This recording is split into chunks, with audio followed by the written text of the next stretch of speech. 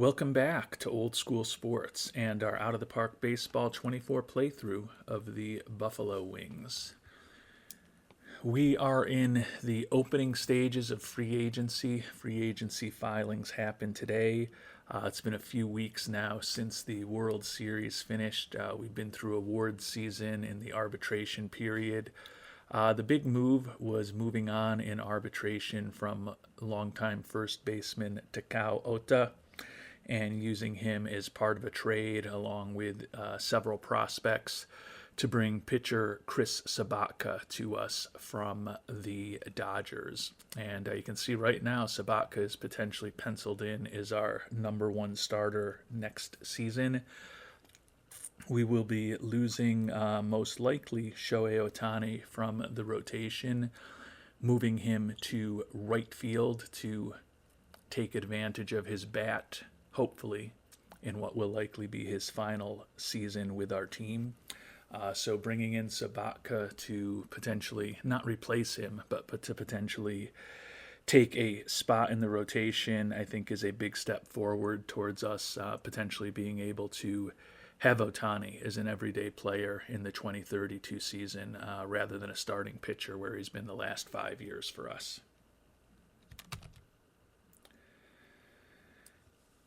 And despite that trade, we do have some potential work to do this offseason. It looks like we have a full roster right now, but if you're looking carefully, you can see that our bench coach has shifted Deshaun Seifu to DH and put Willy Adames in at second base.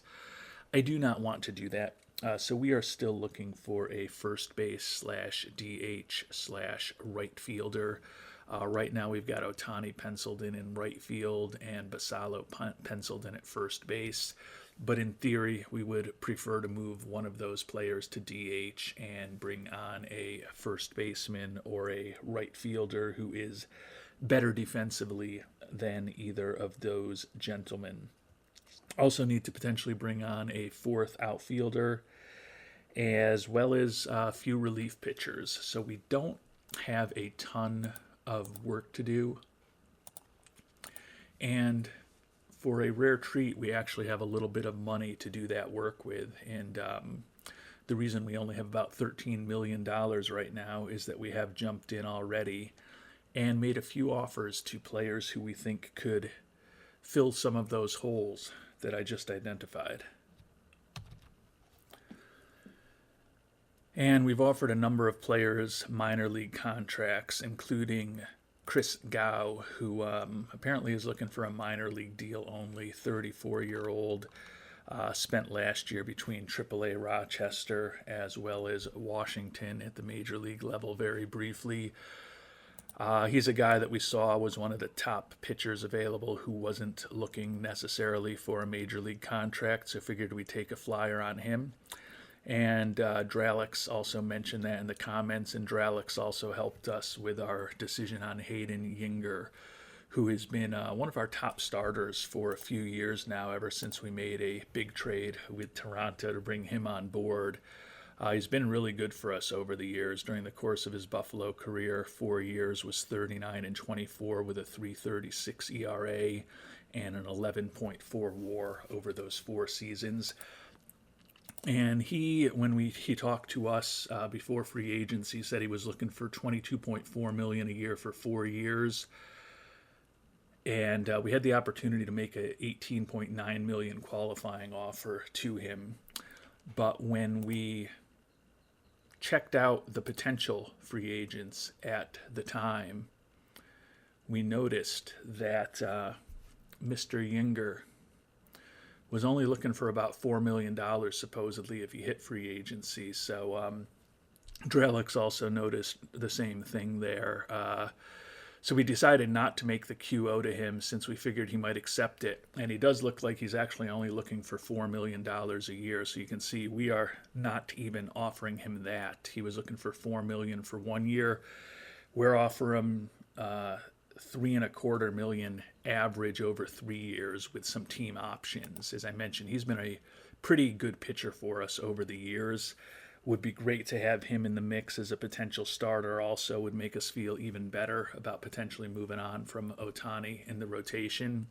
And if we're able to get him signed to that 3-year deal with team options for the second and third years, we potentially have control of him for really likely the rest of his prime, given that he's already 31 years old, with the opportunity to get out without any significant commitment at any time.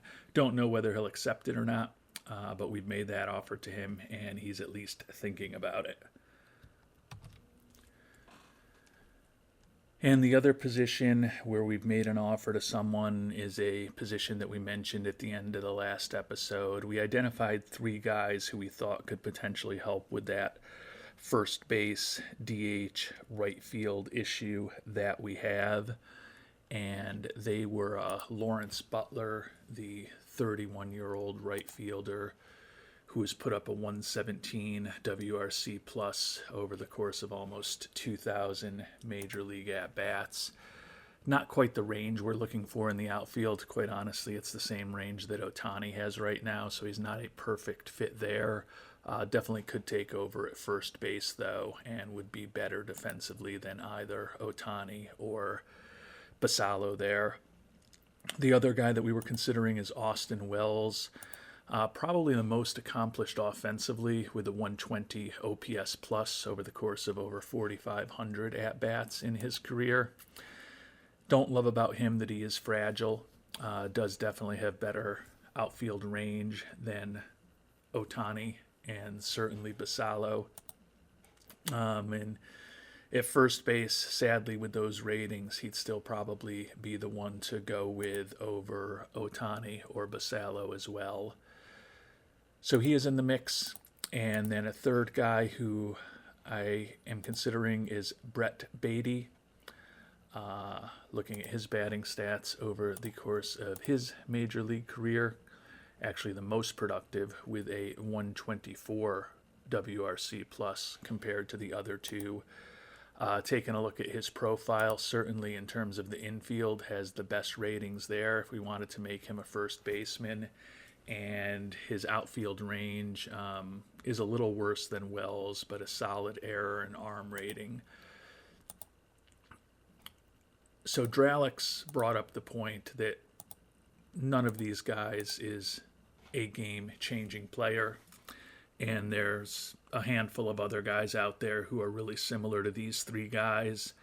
Why don't you wait a couple of months and you can probably get a bargain basement price on one of them, which is a fair suggestion, and I think it's probably right. But since we don't have a ton of needs this offseason and we do have money to spend, I am going to focus on trying to get a bird in hand right now, and the bird that I prefer. And the way I'm going to go is aligned with what Fake Name suggested when I brought up Beatty, Wells, and Butler before. I'm going to make an offer to Wells. I have made an offer to Wells. I don't love that he's fragile. I do like that he's got the best outfield range of the group. Pretty accomplished hitter with 65 home run power over the course of his career. And he's also the cheapest, looking for about $7 million a year, as opposed to around $11.5 for Butler or $9.5 for Beatty. So we have made an offer to Wells similar to the one that we made to Yinger for even less money that he's looking for. We're only offering him in it right now an average of $5.5 million a year over 3 years. Same structure as Yinger, with 2 team options for the second and third seasons. So not a huge financial commitment, not longer than a 1-year commitment unless we decide to make it that way. Obviously considerably less in both cases in percentage terms than what those guys were looking for. So who knows what they're going to have to say when they come back to us. But those are the 2 offers that we have out there.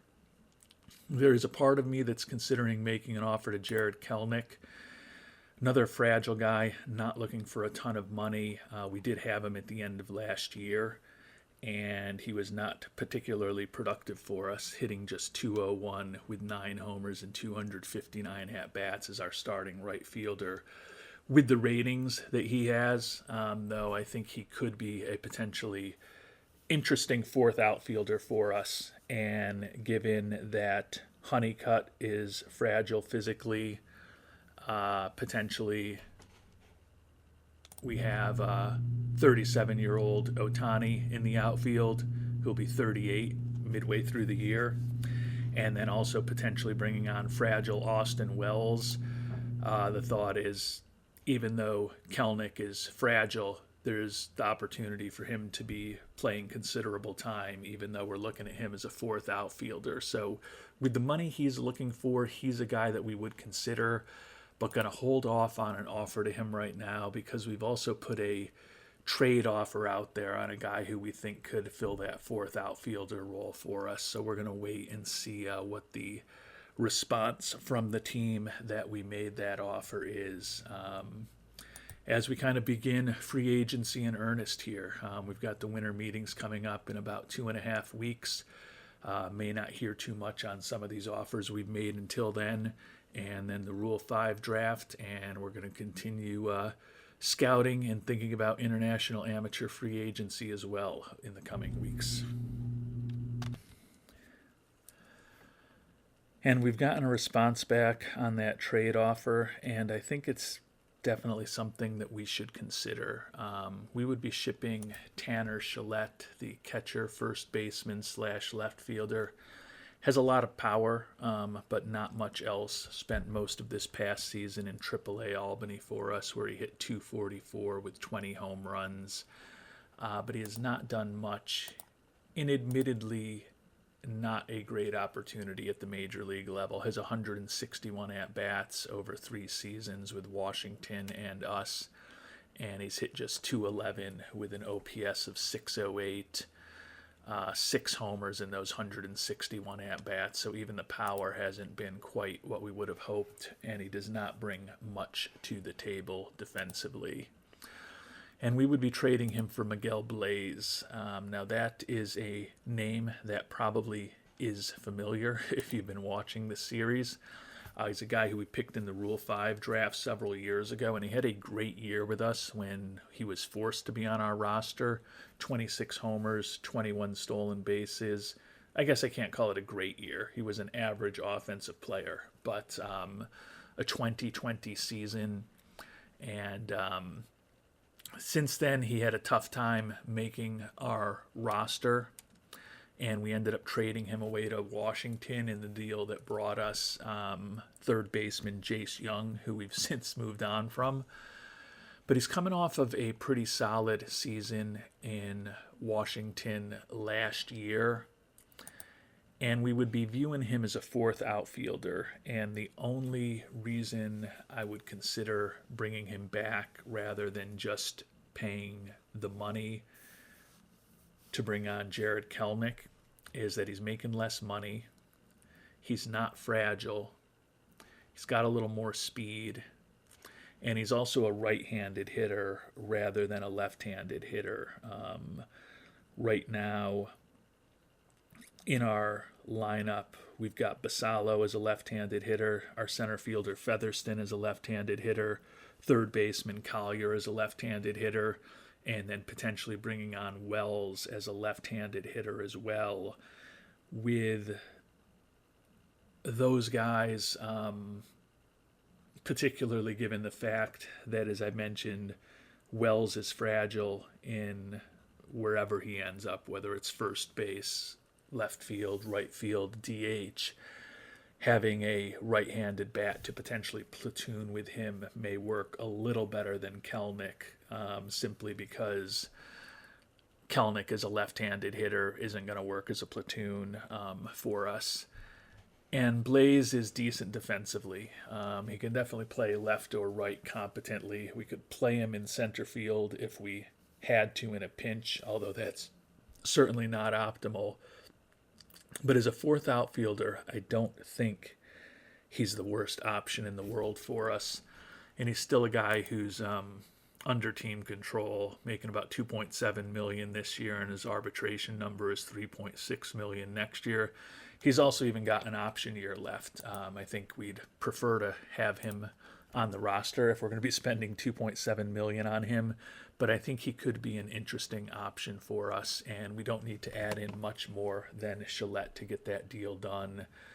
So we're going to add in the minor league left fielder Kerry Carpenter, who is just a guy in our organization we signed near the end of spring training last year.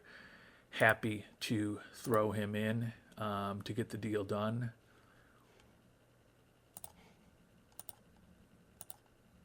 So we're going to bring Blaze on board and view him as potentially our fourth or fifth outfielder for this upcoming season. As I mentioned, a right-handed bat who could potentially be platooning with Austin Wells at some position in the outfield if we do end up signing Wells. Might help keep the fragile Wells a little bit healthy. So we're going to go ahead and do that deal. Welcome Blaze back to the Buffalo Wings. And we've zoomed ahead about 2 weeks to mid-December. The winter meeting starting in just a few days. Still haven't heard back from either Yinger or Wells.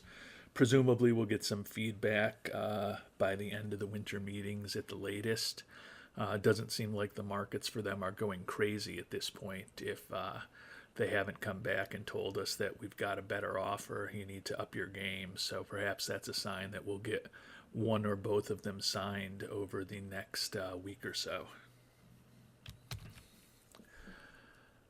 Oh, and I didn't mention before when we did make the move to bring the right-handed hitting Miguel Blaze back, part of the reason I did that also is that Shaylin Polanco and Rafael Rodillo, who are also in the mix to potentially be a fourth or fifth outfielder for us next year, are both left-handed hitters. So I thought that potentially having a right-handed hitting Blaze on the bench with one of those other left-handed hitting outfielders would potentially give a little more optionality to our bench coach and or myself as the manager when making in-game decisions.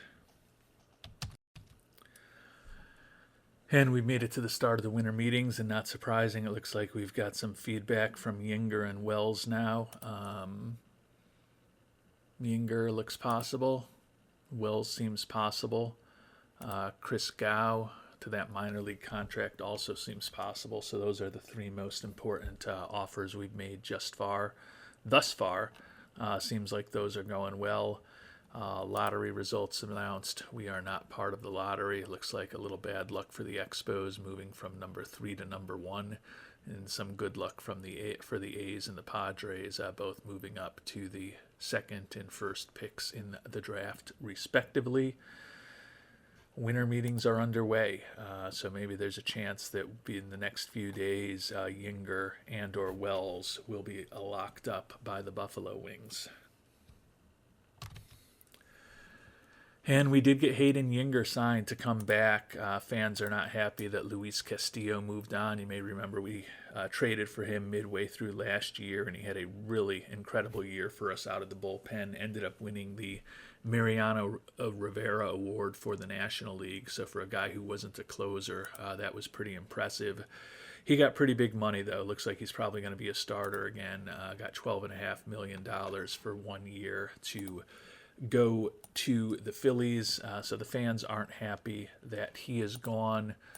Taking a look at the front office, we still have fan interest of at least 100 at this point. As I mentioned, we did get Yinger signed, so we have another guy who can start for us in a worst case scenario, potentially be a reliever back on the team. And as I mentioned, I like the contract we offered to him. You'll remember he was looking for $4 million for 1 year.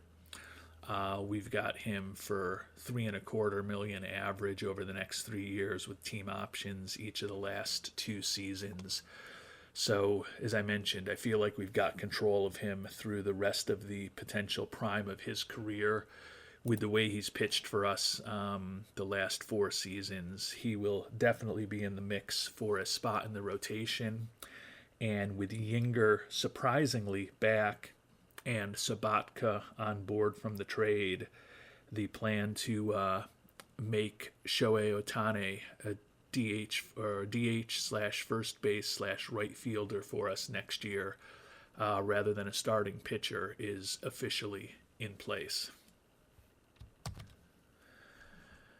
And the winter meetings are over. As I mentioned, we did get Yinger signed. Supposedly Wells favors our offer. Still waiting back to hear from him.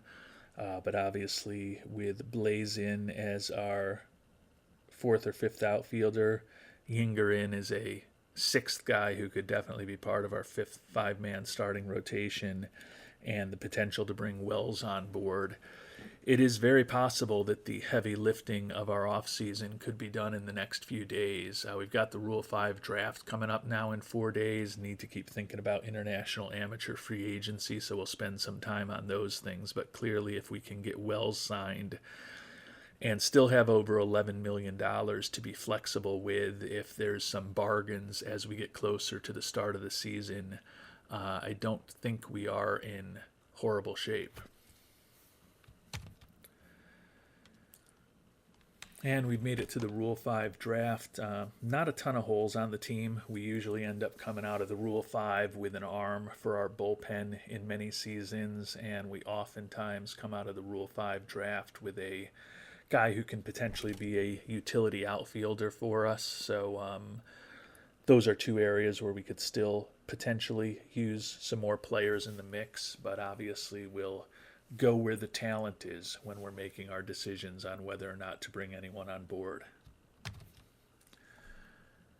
And after our 94-win regular season last year, which was tied with the Royals for the third best record in baseball, not going to be picking until 29th in the Rule 5 draft, but that is fine. I can't imagine there's going to be huge talent picked before we're available, simply because there's not generally huge talent available in the Rule 5 draft. And there's a handful of 3-star pitchers available. A familiar name is Adrian Morejon. He's actually ours. We didn't protect him this year. You may remember we picked him up after the Padres cut him the middle of last season, put him down in AAA Albany. That 40 movement is a concern to us at this point in terms of the number of home runs he may be giving up at the major league level. Did give up 7 in 48 innings with the Padres last year before they cut him. He does throw pretty hard. We don't mind having him in AAA as an option for us, but did not feel the need to protect him. One guy who is marginally interesting to me is Arani Henriquez, the 31-year-old reliever. You look at what he's done over the course of a pretty extensive decade-long major league career at this point. Even though he's only pitched 230 innings, he has been up in the majors pretty consistently every year for the last decade. And he's put up a 127 ERA plus, an 88 FIP minus, a 359 SIERA.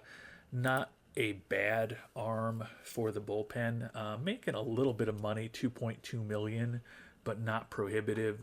Leaning towards potentially bringing him in to camp, but we're going to do a little more work. But if we were going to go to a pitcher, I think it would probably be him. But we're also going to spend some time looking at the batters who are available. You can see the last pick was a former player in our system, Lang Choi, who we moved on from about a year ago, I believe. And he is now a Rule 5 pick of the Nationals from the Yankees organization.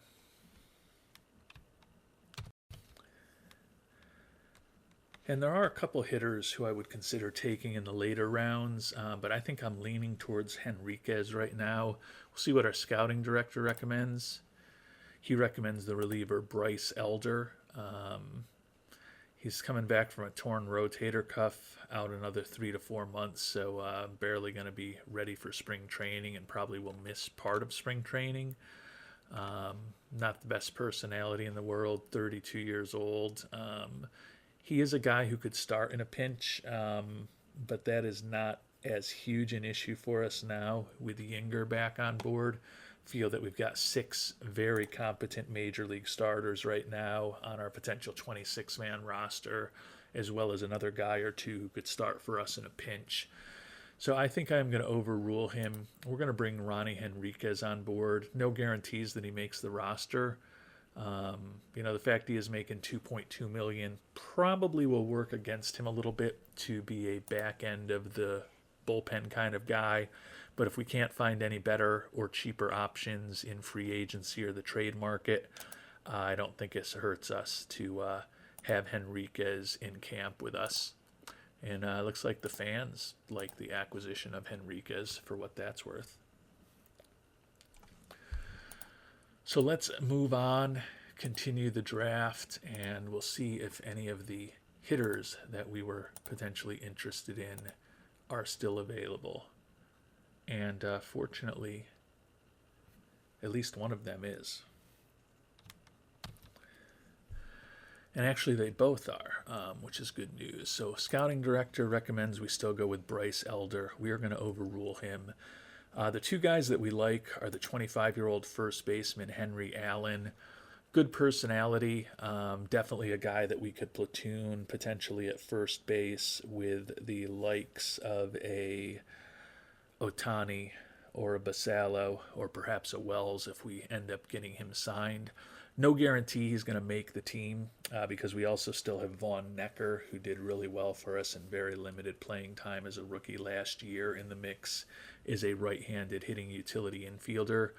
But Henry Allen at 25 years old is a guy that we would at least consider giving a shot to make our 26-man roster. But we're not going to pick him quite yet. We're going to hope he's still around in the third round. Right now we're going to go with Steve Frazier, a 22, soon-to-be 23-year-old outfielder. I know we just made that trade for Miguel Blaze, but Frazier is younger. He's durable, and he's pretty interesting defensively. Definitely a guy who looks like he can play any position. He bats left-handed, so that potentially works against him, given that I mentioned would prefer for a right-handed bat to be coming off the bench as our fourth or fifth outfielder, but certainly think that he could be in the mix to compete with the likes of Blaze and Polanco and Rodillo for a fourth or fifth outfield spot for us. So certainly no guarantees that Steve Frazier is going to make the team. Don't love the fact that he doesn't draw a lot of walks, but he's competent defensively. He's competent on the base paths, and it looks like if he fully develops, his bat could be borderline interesting, with the exception of the fact that he just doesn't draw many walks.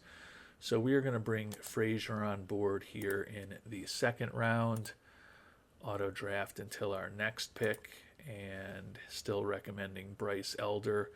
We are going to go in the other direction and bring Henry Allen on board now in the third round. Give us another guy to throw into the mix of those potential first base / DH / left field / right fielders, where we've got holes to fill, and we don't have any perfect solutions. I wouldn't even say that Ohtani's a perfect solution at this point, given his defensive limitations, and certainly Samuel Basallo fits the same description, given his defensive limitations. But I think we're going to be able to piece things together with the guys that we brought on board, the guys that we already have, and potentially Austin Wells if he ends up signing with us.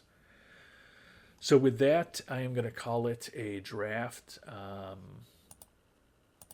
3 players picked by our Buffalo Wings, the only team that picked 3 players. So we added the reliever Ronnie Henriquez, who has a pretty good chance to make the team, I think, and then the young outfielder Steve Frazier, and the first baseman Henry Allen to potentially try to compete for 26-man roster spots in spring training 2032.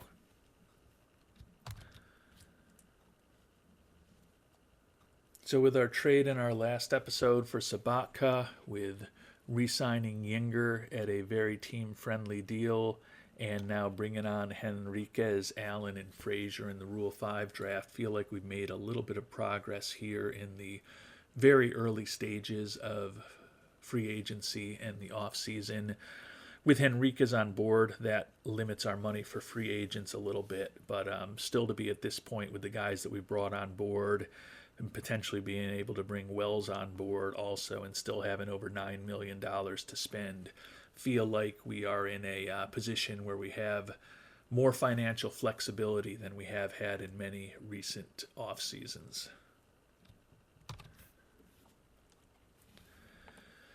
And as we get ready to run our international amateur free agent training camp for the month of December, we are going to uninvite Sergio Santabaez, who has been at our first two camps, but we still have a weak relationship with him. He's looking for $2.6 million, which is the most of the four pitchers that we've been bringing into camp, and he is most likely only going to be a reliever. Now, he could be a pretty decent reliever potentially, particularly if that changeup does develop. But if that changeup develops, he's a borderline starter, quite honestly. But we have a weak relationship with him. He's looking for a lot of money. I just don't think that's a direction that we're going to go. So we're going to take Santabaez out of the list, and we are going to add into our invitees Julio Anaya. He's a guy who Dralic said that he likes. We want to take a better look at him. He is durable, has a high work ethic. He's listed as a center fielder, but he's really a corner outfielder. The thing that attracted Dralic to him is that his demand of $200,000 is by far the lowest of any of these players who is 3.5 star potential or higher. So would not mind getting a better look at Mr. Anaya in camp, hopefully get to know him better, build that relationship, and he's a guy who we could potentially try to bring on board at a discount level and still hopefully pick up one or two big-time players. The advantage we apparently have from our disappointing season last year in 2030 when we won only 83 games is that we have $5.2 million to spend this year, so we're not the lowest at $4.75 million. Not really sure what the formula that goes into that is, but I think the 83 win season that we had, even though we did still sneak into the playoffs, probably factors into that somehow, and we have more money to spend than about a third, or probably closer to a quarter, or closer to maybe 40% of the major league teams who are at that $4.75 million limit. So that could give us the opportunity to maybe pick up an Anaya while still getting one or two bigger time, more expensive prospects. So we are going to bring Anaya in, lock all the rest of these players. I think in theory we'll have the same group in camp in January, which is only a few days away at this point, but run the practice and see what happens in terms of our relationships, our scouting accuracy, and what we think the upside is of all of these players. And it doesn't look like there's any material differences to what we think of as far as people's potential. We have definitely built some relationships, scouting accuracy high now in everyone but Anaya. Still have a weak relationship with Anaya. Hopefully we can get him into camp once more in January. Fortunately for us, league interest in him also happens to be very low. And looking at the assessments, the first baseman, Jorge Tinajero, and the right fielder, Christos Cavazos, think they have higher potential than previously expected. Our scout was actually a little disappointed with Anaya. Still see him as a 3.5 star potential guy. We've got average scouting accuracy. As I mentioned, we will likely keep him in camp next time around also, and hopefully get up to high, or in a perfect world, very high, but more realistically, high scouting accuracy on him before we have to start making a decision on which directions to head in international amateur free agency in about 2+ weeks. And it is a happy new year for the Buffalo Wings. Finally got Austin Wells signed. You can see we also got Chris Gao signed to that minor league contract. Think he could definitely be a interesting arm that we didn't need to make a major league commitment to, but another right-handed arm to put in the mix with Henriquez to potentially be working out of our bullpen this season, and obviously have the option to just stash him in Double A or Triple A as well. But the fans are pleased that we brought Wells on board. And honestly, it's a very similarly structured deal to what we ended up doing with Hayden Yinger, as I had mentioned earlier. Wells is fragile, which I don't love, but he's a pretty accomplished hitter over the course of his career. 251 homers, and he's only 32 years old. As I mentioned earlier, 120 WRC plus for his career. He's definitely been closer to a league average guy the last couple seasons in terms of his offense. So it's fair to think that maybe he is trending in the wrong direction. But he is a guy who in 2026 led the American League with 46 home runs. Certainly still seems like he can do some damage against right-handed pitching. Probably will not have him in the lineup against left-handers, given that he's fragile and he's going to be turning 33 during the season. Probably will try to give him some built-in days off when we're going against left-handed pitching to hopefully help him stay healthy. Definitely could play left or right field for us with those defensive ratings. Don't love him out there, but he is better defensively than Ohtani at this point, who only has a 40 outfield range. And then looking at the infield ratings with his 6'2 height, 35 range, 45 error, 50 arm, 35 turn double play, he's certainly not going to be Don Mattingly or Keith Hernandez defensively at first base, but could we put him out there at first base if we needed to? Yeah. So I think between him and Ohtani and Basallo, we should have first base, DH, and a corner outfield spot covered. So I feel like we've got our potential starting lineup now built for next year against right-handed pitchers and against left-handed pitchers. I feel like we've got the guys to potentially platoon in there with the likes of Vaughn Necker and Willie Adames and even Miguel Blaze being in the mix. So Wells is on board. As I mentioned, the contract, similar to what we did with Yinger. Wells was looking for $7 million for 1 year. We ended up getting him at $5 million for this year, and then team options at $5.5 million and $6 million for the next 2 seasons if we decide to keep him on board.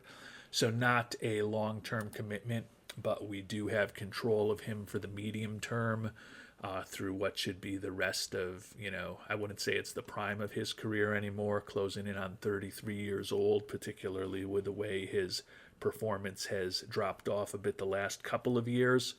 But we've got control of him while he still should be a solid major league player if we want it. So glad to have Wells on board as well. And as I mentioned, I feel like we've filled the holes that we wanted to fill this postseason now with Wells and Yinger and Allen and Frazier and Henriquez, and with most recently Gao on board. So we've got some money to spend if there are some bargains that emerge over the next 3-4 months before the season actually gets underway. And if not, we've got potential to put our scouting and development budgets up even a little higher. We've already bumped them each up $500,000 compared to where they were a year ago. But we could bump those up a little higher as we get closer to the season as well. So I don't think we're in a bad position with this team. Clearly, the top end of our pitching with Ohtani, an everyday player now, is a question. But as I've talked about, between Painter, Susana, Sobotka, Sullivan, Carrillo, and Yinger, feel like we've got 6 guys that are going to be solid to potentially good major league starters in the mix for the rotation. And for international amateur free agency in our last camp, it was about a week ago that we ran the last camp in game time, but only minutes ago in terms of video time, and not much more than minutes ago in terms of real life time. So I don't really see the need to change anything there. Would like to get to know Anaya better, even though our scout was not as impressed with him as maybe I hoped he would be. I do think he is a potential bargain that we could look to add. So hopefully we can get that scouting accuracy on him up to high and build a little bit of a relationship, and hopefully have league interest on him remain very low. So we're going to go ahead and run this last practice. And we do now have an average relationship with him. League interest is supposedly very low. You can see we're in the mix for a lot of guys where there's a ton of league interest. We do have pretty good scouting reports on everyone that we're most interested in at this point. So we are only about 10 days away from the international amateur free agent period opening up. So we're going to continue to do a little more scouting of these top prospects, and then see who is available and start potentially thinking about our strategy before we finish up the episode. And as we get close to the end of the episode, as I sometimes do, going to throw out a couple of questions to the viewers who are still with us. And if you are still with us at this point, thank you so much for sticking with us and for watching, and for likely watching a lot of our other videos over the years too. But one question is, what do you think of this trade? We've gotten offered tons of horrible trades over the course of this episode. But this one is at least mildly interesting to me. The White Sox are asking for the top prospect in our system, number 44 ranked Humberto Duque, who was an international free agent signing of ours in 2028. He is durable, and if he fully develops, the bat certainly looks interesting. But he doesn't bring anything to the table defensively or in terms of his speed. And through 2 years in rookie ball, he's yet to get off the interstate in terms of his batting average, and he struck out in more than 50% of his at-bats. So he has had some pop, hitting 10 homers last year. But he's definitely a guy who needs a lot more seasoning before he's going to be potentially ready. And they offered us the right-handed pitcher Gibrant Sanborn, who's viewed as the number 37 prospect in baseball, even though he was a 14th round draft pick back in 2026, a guy who has developed really well for them. 23-year-old right-handed pitcher. He's on the 40-man roster, drawing a major league contract at this point, even though he's only in Double-A. Presumably they had to protect him from the Rule 5. He's durable as far as his injury proneness. Last year he was 3-6, 533 in high A ball with a 97 ERA plus, 3/4 Badger, shout out to you. And then he was better in Double-A Birmingham, where he was 2-4, 386 with a 123 ERA plus. He throws in the mid-90s. He's got a potential 4-pitch arsenal. The fastball is very good. Changeup is an above-average major league changeup. Splitter is average, and his screwball is close to being major league average. Both of those pitches, the screwball and the splitter, could get a little bit better. He's got 50 stamina. He's great at holding on runners. So his stuff looks like it could be exceptional, or borderline exceptional at the major league level if he fully develops. His movement is only average, and his control looks like best case scenario that it will be below average.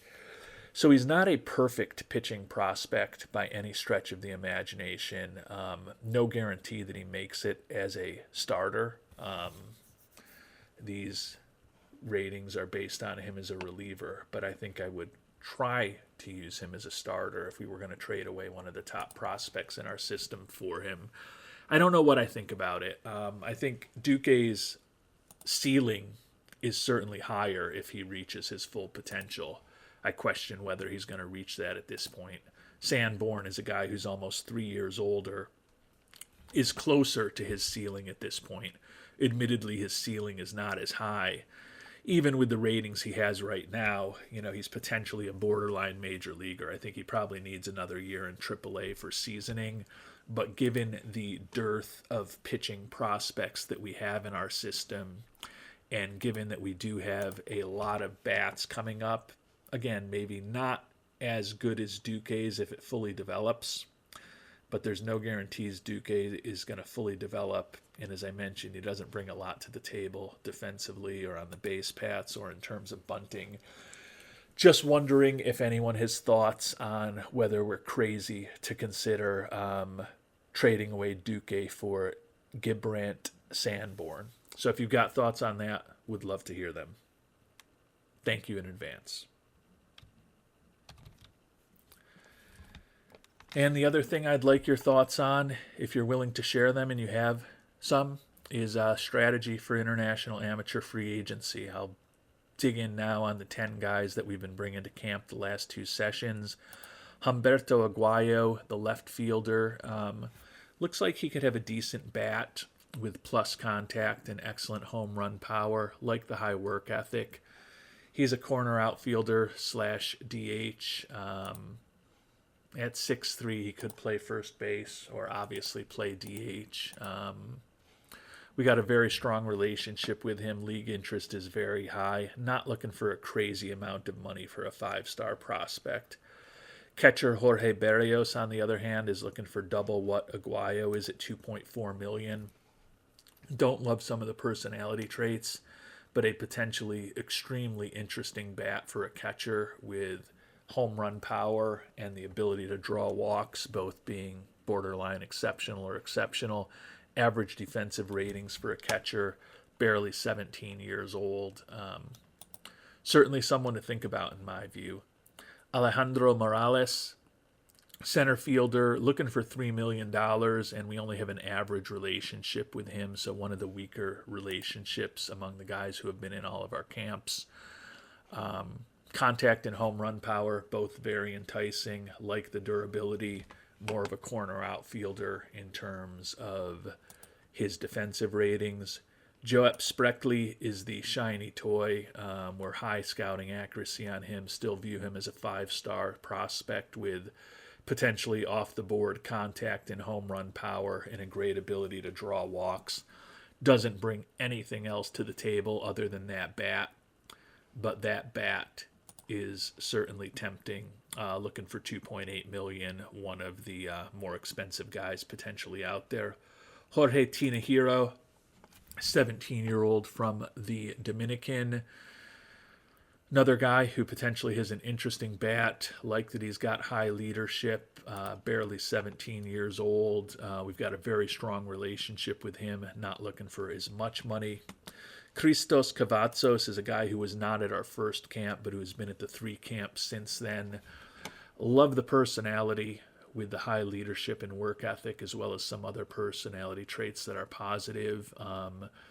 One of the better defensive players, one of the speedier players among this crew, and a potentially interesting bat if it fully develops. He's a little older, closing in on 18 years old, but also one of the more reasonable in terms of what he's looking for, and the first guy that we've talked about who doesn't have very high league interest.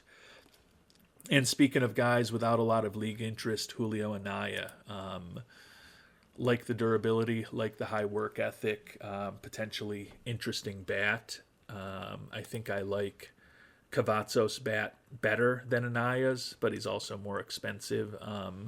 So those guys are definitely both in the mix if we try to get creative and put together an international amateur free agent period where maybe we try to sign 3 or 4 guys instead of 1 or 2 guys. But there are definitely some high-end guys here that make me consider just going all in on one player as well. So would love your ideas on the batters. And then we'll also take a look at the 3 pitchers because, as some of you have noted before, the pitching is thin in our minor league system right now. We just don't have a ton of top-end prospects. We haven't been drafting as many pitchers as we usually do. Julio Buccio, mixed personality traits, but certainly looks like he could potentially be a 3 to 5 pitch starter. good enough stamina, pretty good at holding runners, potentially plus stuff, plus movement, and good enough control. If this was a guy who had high work ethic and some more positive personality traits, would be all over him. 2.4 million, still a guy I think we need to consider. Juan Ramos looking for 1.6 million, only a 3-pitch arsenal. Another guy, potentially really good stuff, above average movement and good enough control, enough stamina, and a good hold runners rating. So he's interesting as well, looking for more reasonable money at this point. And then Juan Aller out of Nicaragua, like the durability, but he is a guy who is only going to be a reliever. Hard to imagine that changeup is going to develop enough to be an effective third pitch at the major league level. So at 1.7 million, we do have a very strong relationship with him, but the fact that we pretty much know he can't be a starter makes me think that Ramos at 1.6 million is probably the guy to pursue among these three. He's the least expensive.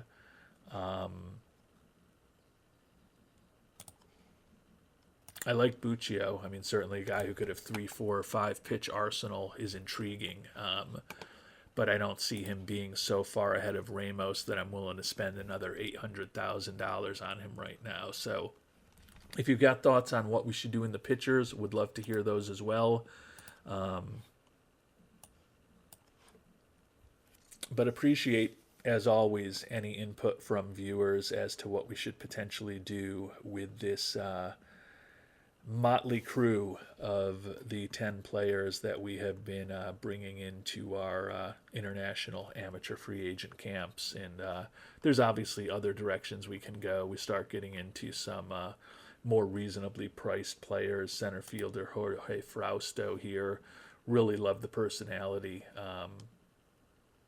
If he fully develops, he's a useful major league bat with pretty good range in the outfield.